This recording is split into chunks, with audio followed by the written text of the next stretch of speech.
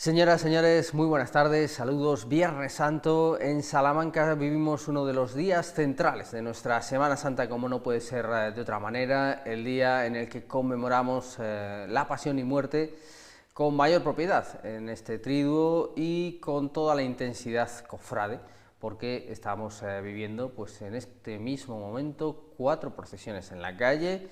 Ya hizo esta mañana su recorrido la madrugada de la Hermandad Dominicana y todavía nos quedan pues otras 2 procesiones a caballo entre el viernes y el sábado, por lo tanto un día verdaderamente intenso en esta vivencia semana santera que estamos tratando de contarles en directo, y a ello vamos a dedicar pues las próximas horas en esta programación especial de la 8 de Salamanca, en las que nos va a acompañar pues el historiador de referencia de nuestra pasión, de nuestras cofradías, de todo este mundo que envuelve a la Semana Santa. Javier Blázquez, buenas tardes. Hola, ¿qué tal? Muy buenas tardes. Muchísimas gracias por dedicar esta tarde. Ya sabes que siempre es un placer estar contigo. Muchas gracias a estar con nosotros y los telespectadores.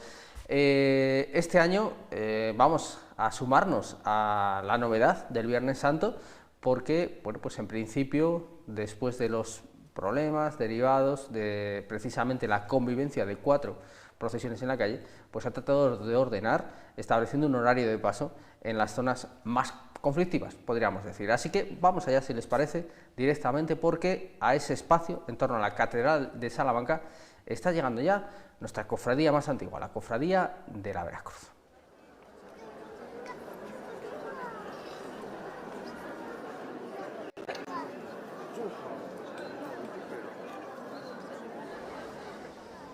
Viernes Santo, Viernes de la Veracruz. La cofradía, fundada en mayo de 1506, tiene varias salidas a lo largo de la Semana Santa, comenzando por el Viernes de Dolores, con una procesión popular del Vía Matris el lunes, día de Doctrinos y Virgen de la Amargura, pero hoy podríamos decir que es su día principal, el día en el que saca a la calle pues gran parte, no todo porque es verdaderamente inagotable, pero gran parte de su patrimonio sí.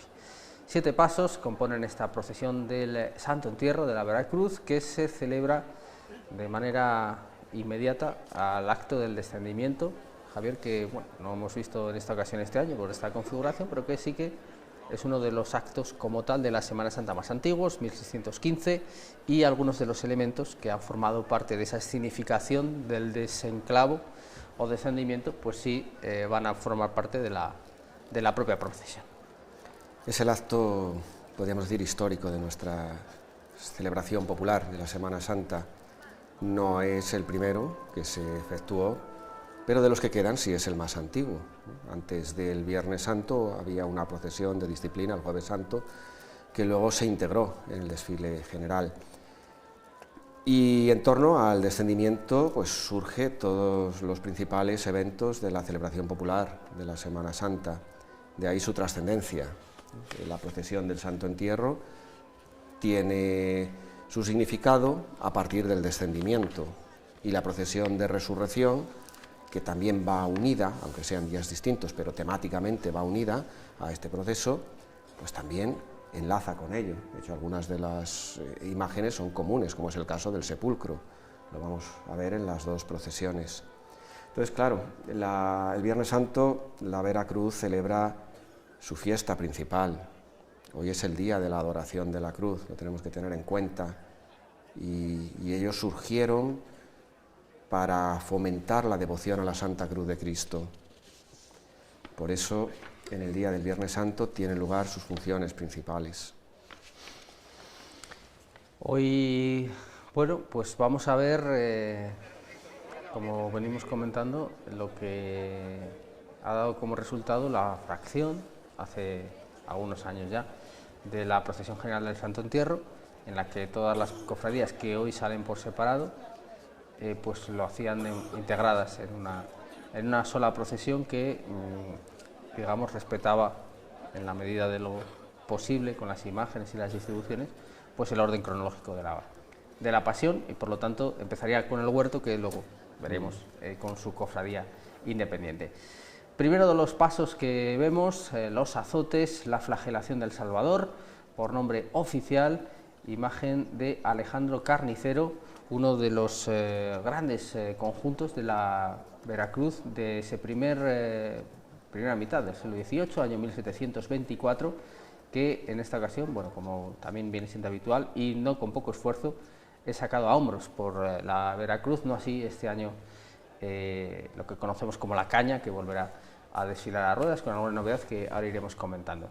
Tenemos bueno, ahí está el panorama, en esa suerte, como decimos, de carrera oficial, por utilizar una expresión más o menos reconocible, aunque no sea propia de nuestra Semana Santa, pero sí se ha establecido pues ese itinerario común de las 4 cofradías para tratar de solucionar pues, problemas de cruces, de retrasos. Bueno.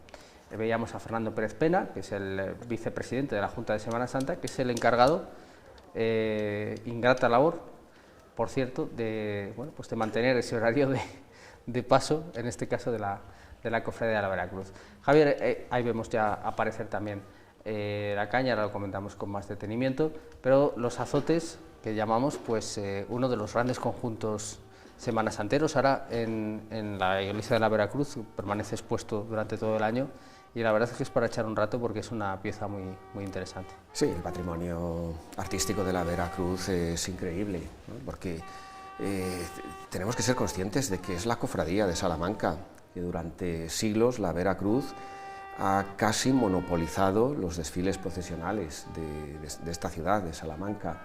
Entonces todo eso pues tiene su reflejo en el patrimonio cultural y artístico.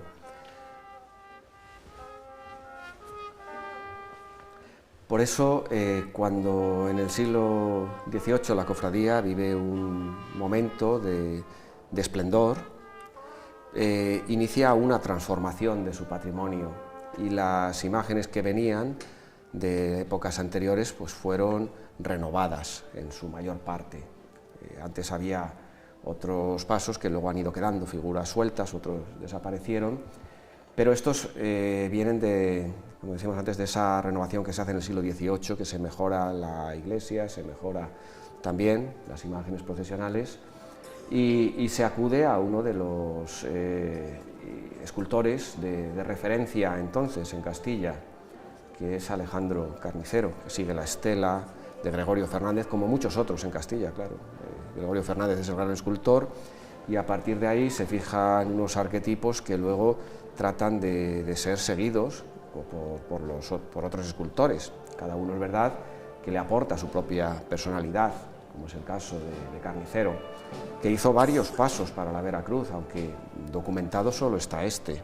A partir de ahí pues ya entramos en el terreno de la interpretación, de la hipótesis y todo lo demás. Pues precisamente una banda vallisoletana de San Nicolás acompaña a este paso.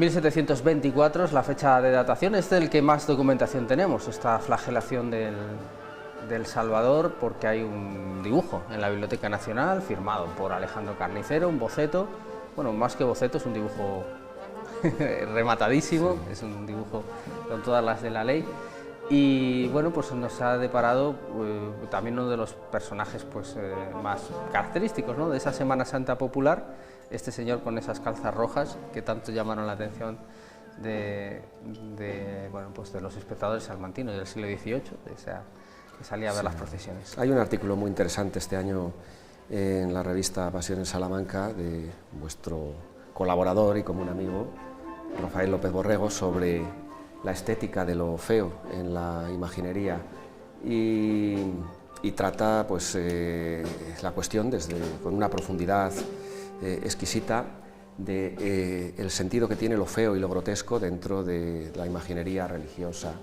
Entonces el hecho de, simplificando al máximo, de representar a los sayones de esta forma, pues es también una manera de indicar que son los malos de la escena.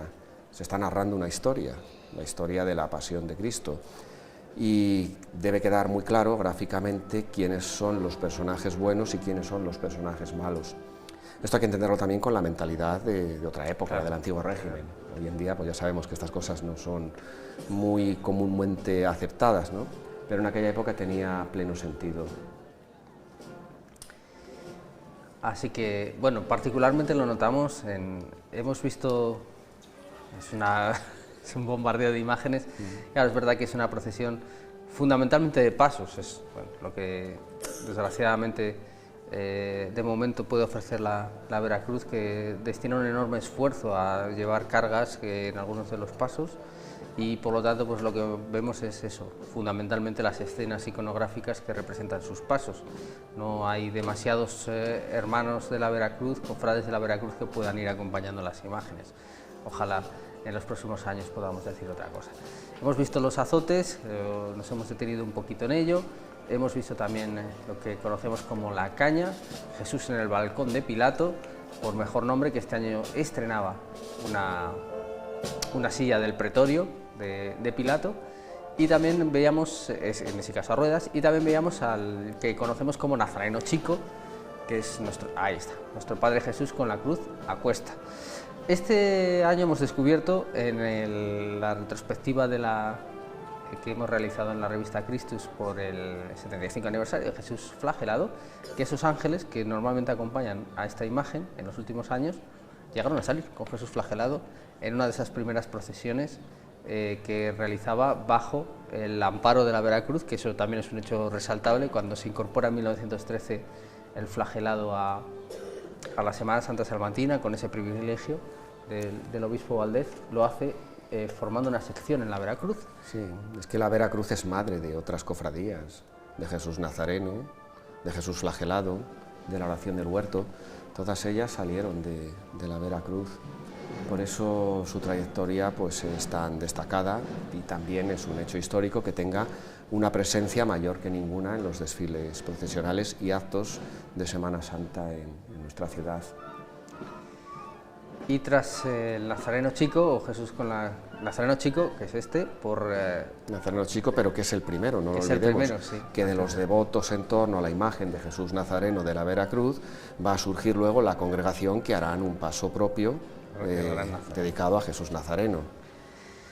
Con 300, casi 10 años ya, ¿no? Desde 2016 celebró el 300 aniversario. Bueno, nos hundimos en el tiempo. Y aquí tenemos el paso del Calvario, que recupera dos de las imágenes que decíamos, en este caso también portado a ruedas, en esta ocasión, en la procesión del viernes, dos de las imágenes que, bueno, pues son protagonistas absolutas en la noche del lunes santo, el Cristo de los Doctrinos y Nuestra Señora de la Amargura, la Virgen de la Amargura, que efectivamente, junto con San Juan y María Magdalena, fueron encargados a Pedro Hernández para formar parte de ese conjunto que rodeaba la escenificación del descendimiento, y que luego se añadieron también por los ladrones Sandimas. Sí, además se hace en un tiempo récord, ¿no? Porque se decide y en muy poquito tiempo se dispone ya de toda la escenografía y de las imágenes que se encargan para el acto del descendimiento. Entonces sorprende ver la capacidad de ejecución y de creación de infraestructura que había en aquella época.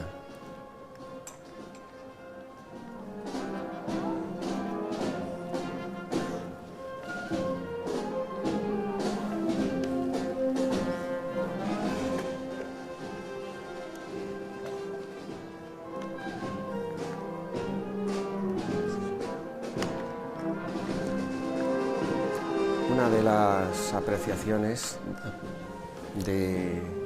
que hizo Francisco Morales en su estudio sobre el patrimonio de la Cofradía de la Veracruz es la similitud de rasgos que existe entre Jesús Nazareno y el Cristo del Paso de la Caña. Me parece que es una de las intuiciones más valiosas que ha habido en los últimos tiempos. Luego ahí podemos discutir si es Carnicero el autor del Paso de la Caña o es otro, porque se han dado otros nombres. La verdad es que estamos con interpretaciones, ¿no? La tradición siempre nos remite a Alejandro Carnicero. Se habla también de Villabrille y Ron, de algún otro, pues no lo sé. Yo de momento, mientras no se documente, casi soy un nostálgico de la tradición y conociendo las otras posibilidades que se han dado, pero bueno, me parece tan consistente una como la otra. Eduardo Azofra en su estudio también defiende la autoría de Carnicero, ¿no? En este sentido. Sí que es verdad, en detrimento, estábamos escuchando por cierto la banda Tomás Bretón, que acompaña a Jesús Nazareno, que estaba bailando el paso. Eso ya no hay demasiados ejemplos en la Semana Santa salmantina de una manera muy tradicional de llevar el paso, en este caso turno femenino, que va a hacer ahora un descanso, así que nos vamos a poder detener en algunas consideraciones en torno a este patrimonio. Sí que es verdad, decía que contra la tesis extendidísima de Carnicero está el hecho de que efectivamente este Cristo y el de la Caña se parecen morfológicamente en la tipología, en la talla, incluso las facciones, y no tienen nada que ver con el de los azotes. Sí, en cambio de Jesús resucitado, pues sí que le ves las analogías con el Cristo del Paso de los Azotes. No lo sé, también puede ser que sea de épocas distintas, porque Alejandro Carnicero está en dos momentos diferentes en Salamanca, uno más de juventud y otro más de madurez, ¿no? Entonces esa podría ser otra posibilidad.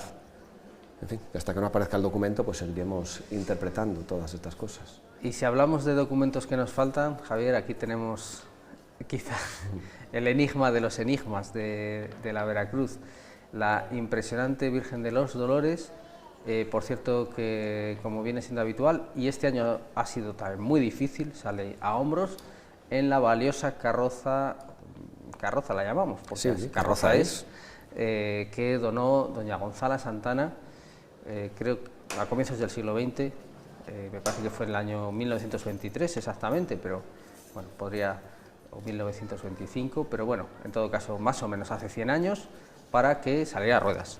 La imagen de Nuestra Señora de los Dolores después se convirtió, como vemos, en un paso para llevar a hombros una carroza riquísima, de lo mejor, pues como era Gonzala Santana, de lo mejor que había en aquel momento en el mercado. Pero lo importante es esta imagen impresionante de María, de la que en algún momento pues, se empezó a hablar de un Felipe del Corral desconocido, que tenía que ser un genio en lo suyo, pero que hizo esta obra y no hizo más, o bien no es Felipe del Corral. No, bueno, él trabaja en el Palacio Real de Madrid. Claro, bastante. Pero ahí tenemos el problema de la edad. Sí, entonces, pero tampoco está claro cuando llegó, porque se habla de unas obras en la iglesia de la Veracruz, pero también la fase de obras tuvo varios momentos, no es único. Entonces, no es tan fácil ubicarlo. Pero bueno, oye, mira, mientras no tengamos otra cosa, si la tradición habla de Felipe del Corral, pues ¿por qué vamos a cambiarlo?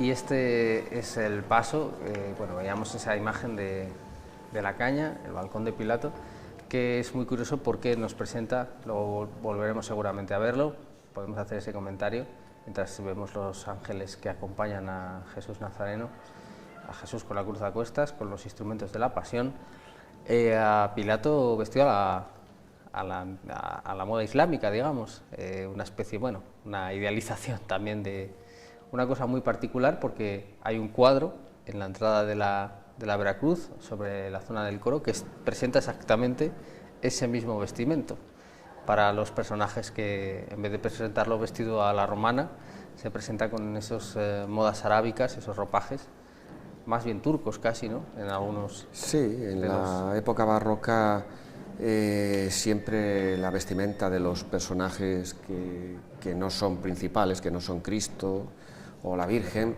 se suelen representar con las vestimentas de la época, de ese siglo, XVII, XVIII, o incluso en este caso se busca lo exótico, y lo exótico que se tiene, lo más exótico en aquella época, pues es el imperio turco. Lo otro ya los persas quedaban muy lejos para nuestra mentalidad. Entonces la inspiración que se tiene es esta. No estaba claro tampoco cuál era la forma de vestir de los romanos y de los hebreos. La Virgen de los Dolores, que ya salió esta Semana Santa, en su prólogo, podríamos decir, en el Vía Matriz. En aquella ocasión lo hizo en unas andas distintas, mucho más bajas. Claro, aquí tenemos la circunstancia de que estas del Viernes Santo, siendo pues riquísimas, claro, están hechas pensadas para llevarlas a ruedas, con lo cual la elevación ahora ha complicado un poco disfrutar de esta imagen en la calle. Le da un sentido de verticalidad excesivo para la imagen. Quizás un poquito más baja, pues luciría más, pero bueno, es el intentar compatibilizar la tradición con la nueva forma de llevar los pasos que se estuvo imponiendo a lo largo de los años 90 en Veracruz. Y también veíamos imágenes alusivas al conjunto de la caída, un conjunto que, como apuntabas al principio, Javier, pues es de formación heterodoxa. Ahí tenemos distintas épocas, la mano de González Macías en los años 40 lo renovó prácticamente por completo. Sí. Tenemos ahí algún... Recoge algún restos de los pasos anteriores que decíamos antes que habían existido en la procesión de disciplina de la Veracruz, ¿no? Que luego al fusionarse con la otra pues fueron quedando relegados, y de esos restos del paso de la Verónica, que llamaban antiguamente, pues le encargan a Macías que haga una restauración que, bueno, más que restauración, es rehacer el paso prácticamente. De hecho, la talla y demás pues tiene bastantes similitudes con la forma de tratar los volúmenes de González Macías. González Macías, que hoy también es protagonista con el Santo Entierro, que acompañará a la congregación de Jesús Nazareno, y que ayer veíamos también, en este caso, una recuperación de esta Semana Santa a ruedas, el paso de Jesús ante Pilato con la seráfica Hermandad de Nazarenos del Cristo de la Agonía. Un escultor que hoy quizá tiene una estética que suena, bueno, pues un poco anacrónica, ¿no? Es verdad que tiene una contemplación en ocasiones más difícil, a lo mejor, pues que otros también escultores más o menos de su tiempo, caso de Damián Villar, que ha envejecido mejor su trabajo. Lo que pasa es que Damián Villar sí trabajó bastante la imaginería. González Macías, por su formación, es otro tipo de escultor, que luego es verdad que le hacen los encargos de estas imágenes, que él está aquí en la escuela de imagineros, que estaba en el patio de escuelas, y bueno, va a trabajarlo, pero la línea artística de González Macías, lo que le ha dado la fama realmente, pues va por otra línea, ¿no? Más pues siguiendo la estela de Mateo Hernández, que fue su gran maestro. Bejarano también. Claro, por eso mismo. y por eso en Béjar tiene unos cuantos pasos de Semana Santa también. Hay también dedicado a otro tipo de materiales más duros que la piedra, fundamentalmente. Bueno, pues en esta parada, ahí estábamos viendo las imágenes en la portada de la catedral. Ese es el paso de la caída, como venimos explicando, que se configura como un paso del siglo XVIII y totalmente renovado en el siglo XX.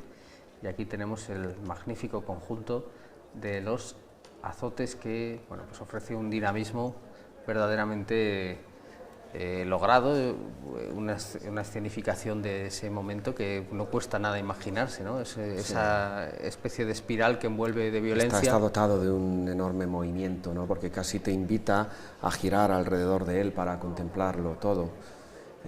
Esto es muy del barroco, el multiplicar los puntos de vista de cualquier escultura.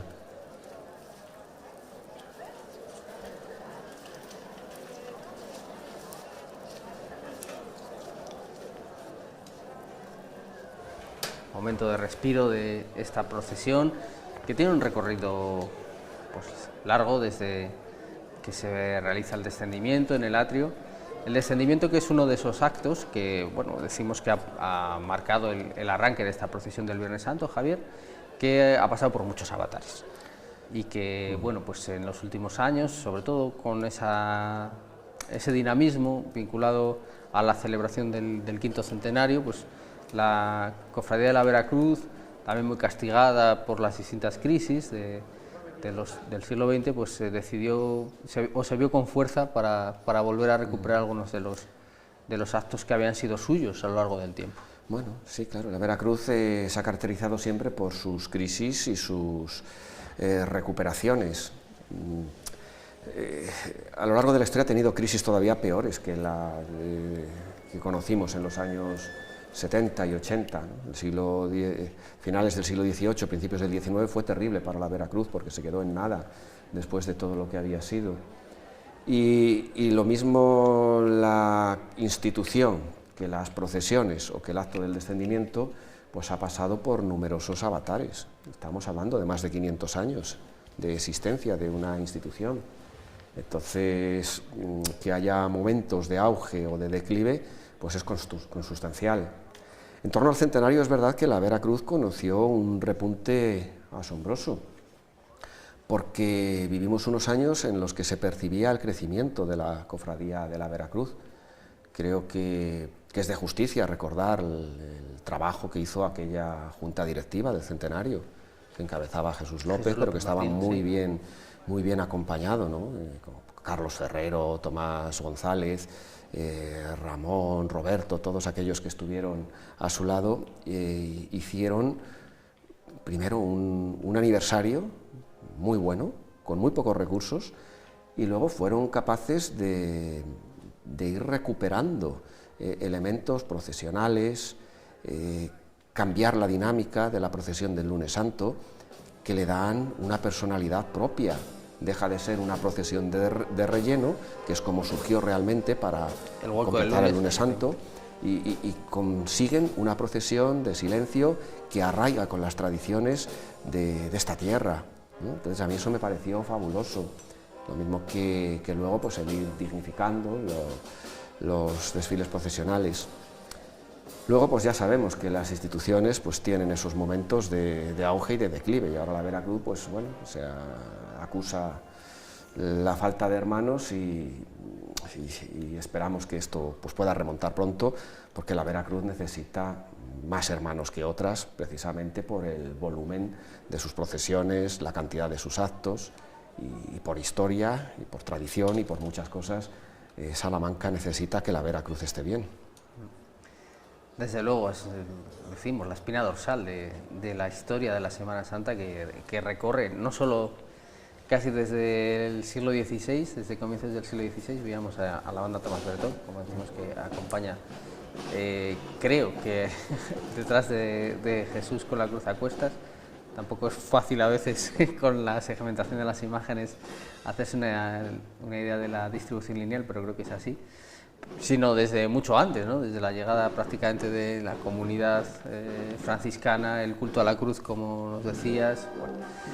Y mientras se pone en marcha de nuevo la procesión, quizá también, hablando de un poco de historia, Javier, sería interesante remarcar por qué esta cofradía viste de azul. Quizás es un elemento que está sorprendiendo a algunas personas. Viste desde hace menos de un siglo, también, que no fue siempre. Sí, por el carácter mariano de la cofradía, ¿no? En 1525 la Veracruz se fusiona con una cofradía de la Inmaculada Concepción, concepcionista, y desde entonces pues sus dos advocaciones son la cruz y es la Inmaculada Concepción, que luego encargan a Gregorio Fernández para que esté presente en su capilla.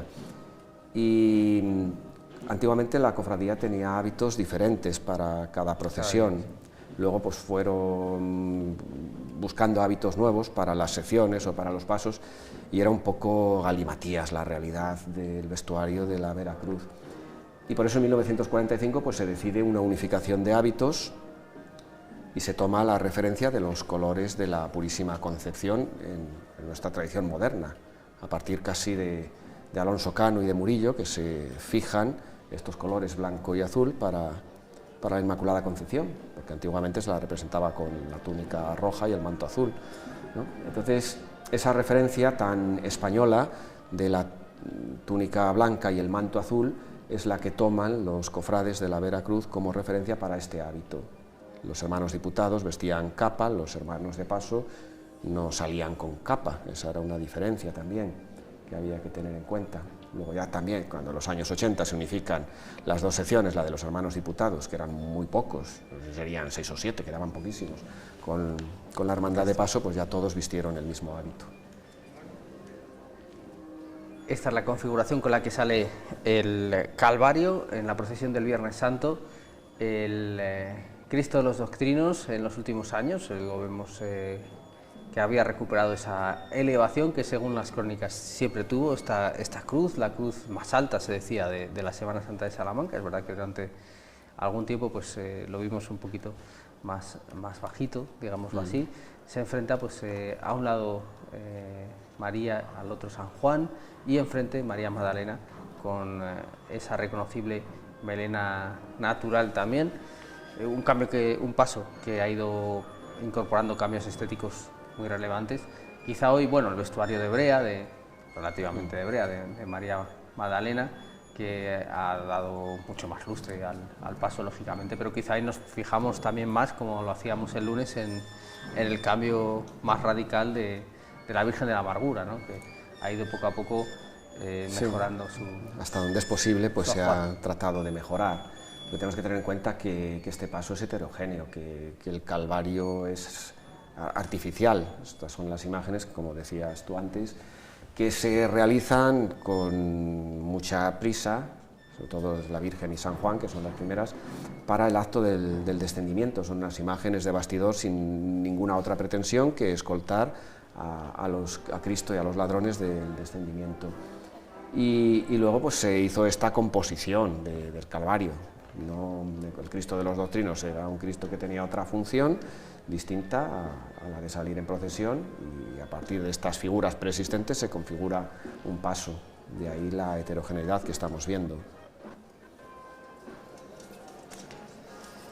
La Virgen de los Dolores, que antecede al sepulcro, que ha sido el gran protagonista del acto del descendimiento. Vemos también en imagen al presidente de la Junta de Semana Santa, pues hoy tiene una tarea, ya decimos, difícil, y de estar con el cronómetro en la mano. Así que toda la suerte del mundo para él y para los miembros de su Junta Rectora, porque tienen trabajo.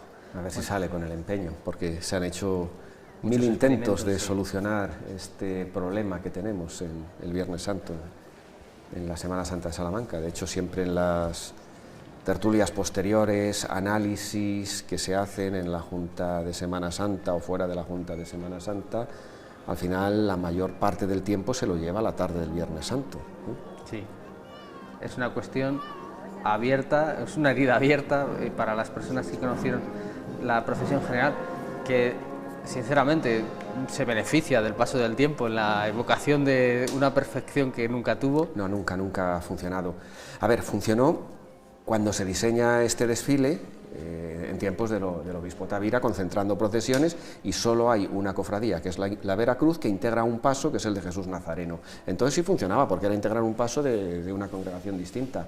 Claro, el problema viene cuando a finales del siglo XIX empiezan a añadirse otras congregaciones y otros pasos.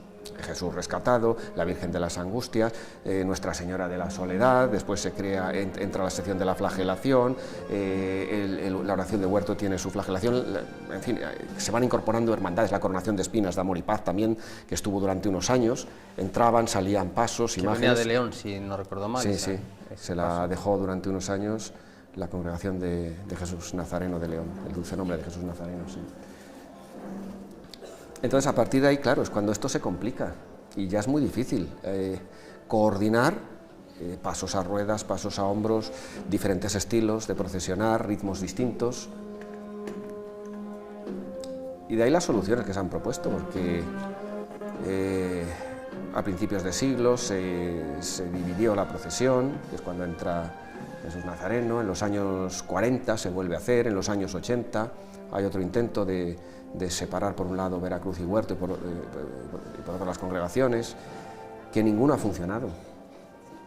Y bueno, pues el último experimento fue la disolución del Santo Entierro, que tampoco ha terminado de funcionar. Entre otras cosas, dificultaba mucho para las personas. Bueno, el cofrade, pues al final más o menos sabe dónde ponerse y cómo, pero es verdad que para la gente un poco más externa, pues era muy difícil. Ya, pero es que no se cumplió todo lo que estaba previsto. A ver, ahí se hizo, desde la Junta de Cofradías, se hizo un proyecto muy interesante que inicialmente respaldó el obispado y pasaba por la disolución de una procesión general en Salamanca, pero después había que potenciar las cofradías integrantes y había que reubicar. Entonces nos quedamos solo en la primera parte, que era la disolución del Santo Entierro. Ni se terminó de potenciar, porque cada una siguió su marcha, no se quiso hacer nada más, ni tampoco se reubicaron. Es verdad que Jesús Nazareno lo lleva a la asamblea, trasladarse al Viernes Santo por la mañana. Jesús rescatado, que en su tradición, en la tradición trinitaria, está el Martes Santo, no lo llega a considerar en una asamblea, aunque sí lo barajaron, pero no se llega a trasladar a la asamblea. Y la oración de Jesús en el huerto, que se le había propuesto la tarde del Jueves Santo, como el día por antonomasia para ese momento de la pasión, pues ni siquiera lo llega a considerar seriamente. Es decir, que había un proyecto muy ambicioso que se inicia, pero que luego, y también hay en parte, habría que decir que el obispado, todo lo que había sido interés al principio, pues luego generó en desinterés o en inhibición, y al final pues se fue diluyendo y quedaron las 4 procesiones, cada una por su lado, con el conflicto que ha ocasionado estos últimos años. Ahí vemos procesionar a la vez el Santo Sepulcro con Cristo nuestro bien. Ahora comentamos el valioso tesoro que tenemos también en este paso, y Jesús con la cruz a cuestas.